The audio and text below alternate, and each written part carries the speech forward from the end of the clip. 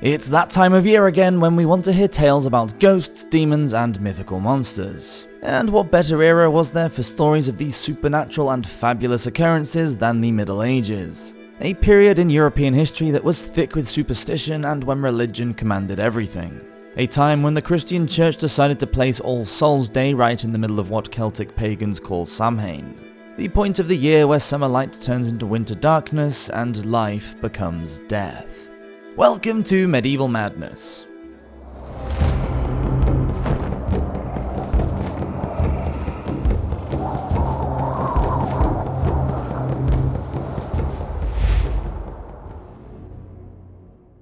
Bisclavret.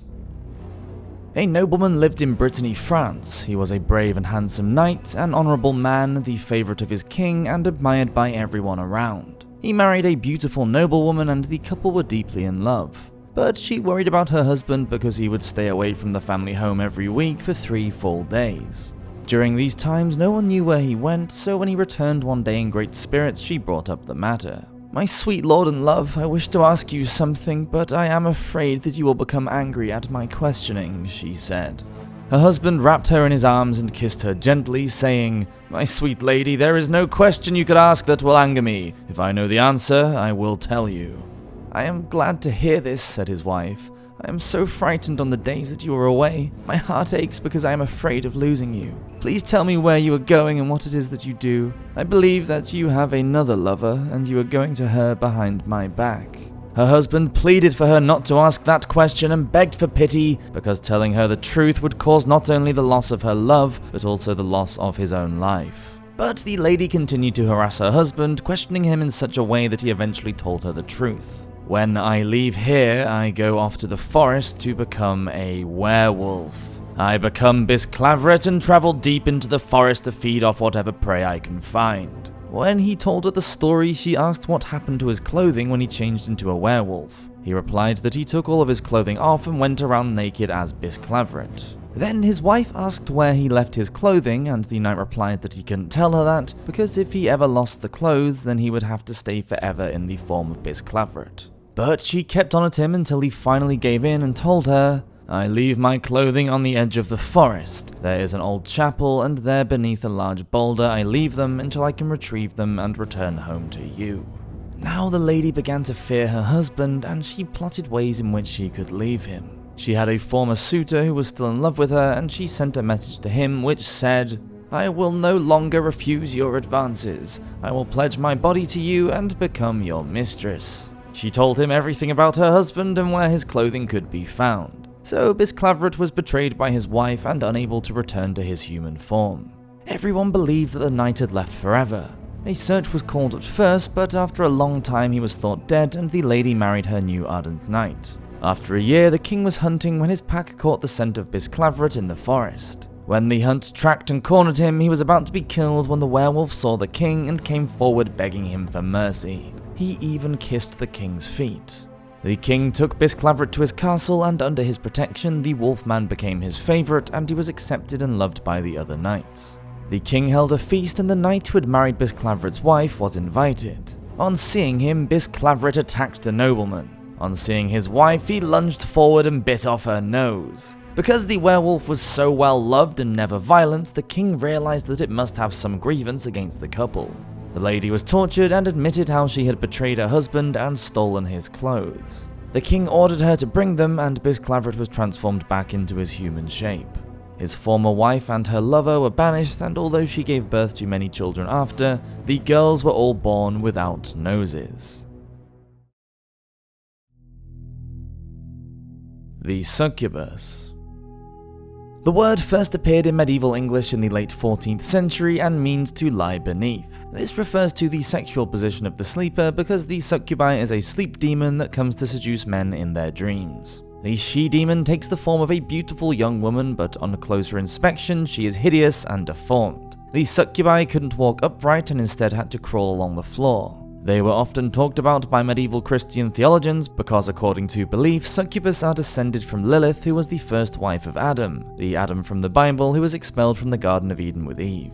First mentioned in ancient texts from Babylonia, it was during the Middle Ages that Lilith came to light as Adam's terrifying wife. She flew away because Adam would not agree that they were equal, and she dared to speak God's unspeakable name. To the medievals, this blasphemy was unforgivable. God sent 3 angels after Lilith. She was told that if she refused to return to Adam, then 100 of her demon babies would die every day. She is blamed for the diseases inflicted on men, pregnant women, and children. The medievals believed that a man having repeated sexual activity with the demon succubi would deteriorate both mentally and physically, and may even die.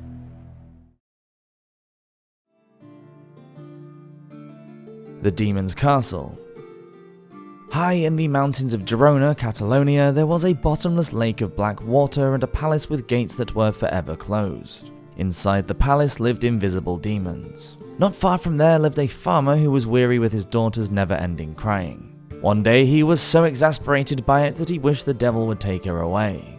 And sure enough, the girl was grabbed by an invisible hand and taken.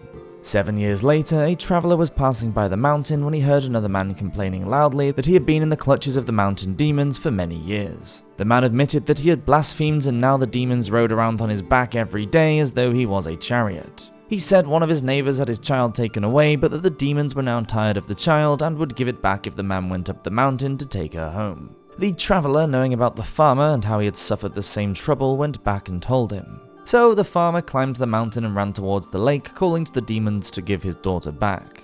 Suddenly, a violent wind swirled around him, and a tall woman was standing there. Her skin was stretched taut across her bones, and she had wild, staring eyes. Unable to speak, it was as though she could not even see the farmer. Afraid, the farmer left his daughter there and went home to see the bishop, where he was told that the devil seeks out whoever he can devour. The man who was ridden by demons was eventually freed of his faith in God, although he suffered miserably for many years. Listeners are advised to keep their hearts pure, lest the devil should catch the sinful soul and plunge it into the lake of everlasting misery.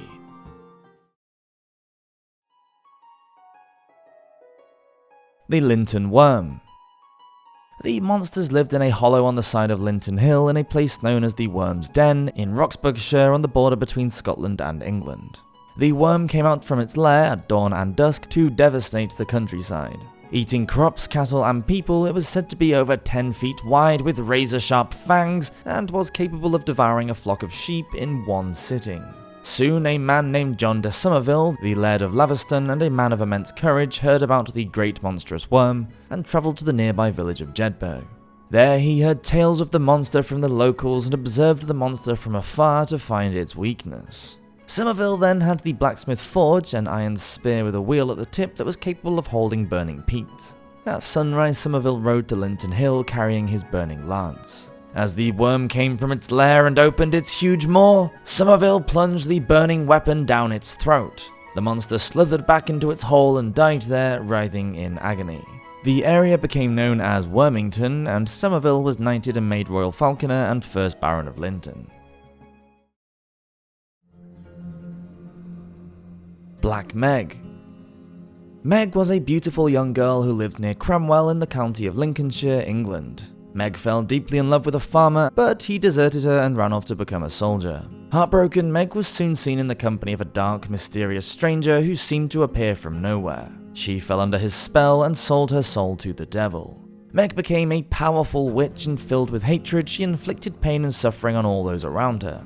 She would call up storms to batter any passing travellers, strike down cattle with terrible plagues, and wither the crops as they grew in the fields. She even inflicted disease and deformity on the local children. The hamlet of Bayard's Leap lies near Cramwell, and it was here that the Knights Templar once held jousts and tournaments during the time of the Crusades. But many parts of the countryside nearby were wild and desolate. One of these areas was named Ancaster Heath, and the evil witch chose to live there in a cave. Everyone around was terrified and desperate for someone to come and save them from the malevolence of Old Meg. It was her former love that returned, and he promised to rescue the local peasants. He had proved himself a noble soldier and been awarded a knighthood for his service.